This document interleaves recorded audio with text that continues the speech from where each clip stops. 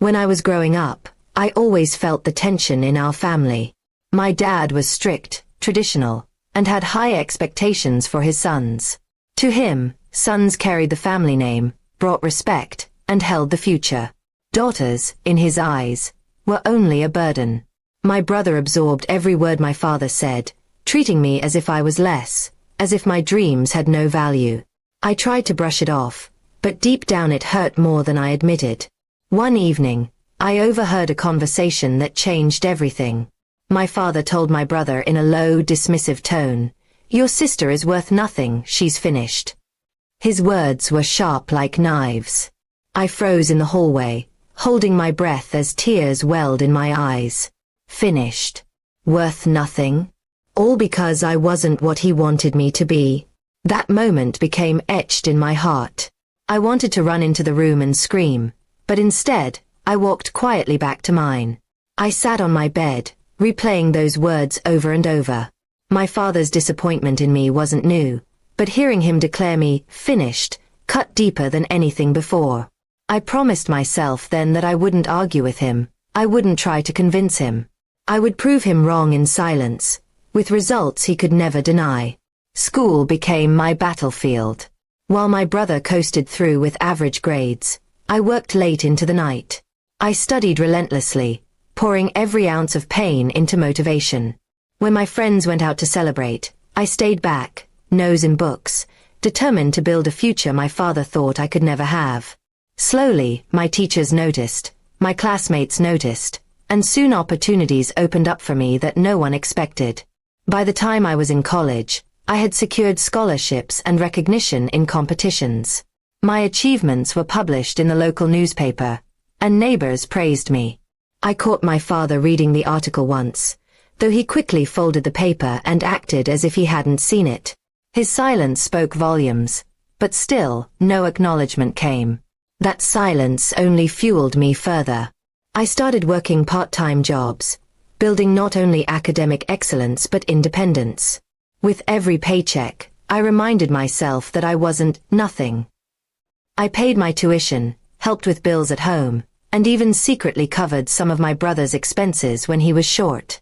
Still, my father credited my brother for being the man of the house. The unfairness stung, but I kept my focus.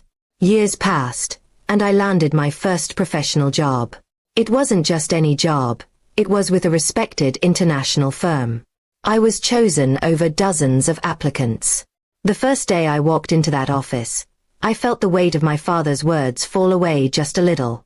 I wasn't finished. I was only beginning. My career took off quickly. I climbed the ladder, and within a few years, I was leading major projects, traveling abroad, and making more money than my father and brother combined. My success was no accident. It was built from years of being told I was worthless.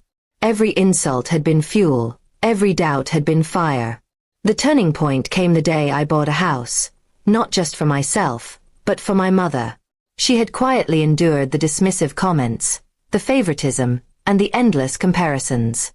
When I handed her the keys, tears filled her eyes. She hugged me tightly, whispering, "I always knew you could." My father stood in the corner, stunned into silence. My brother, who once parroted my father's opinions, began to respect me in ways he never had. He came to me for advice, for help, for guidance. Suddenly, the sister worth nothing was the one holding the family together.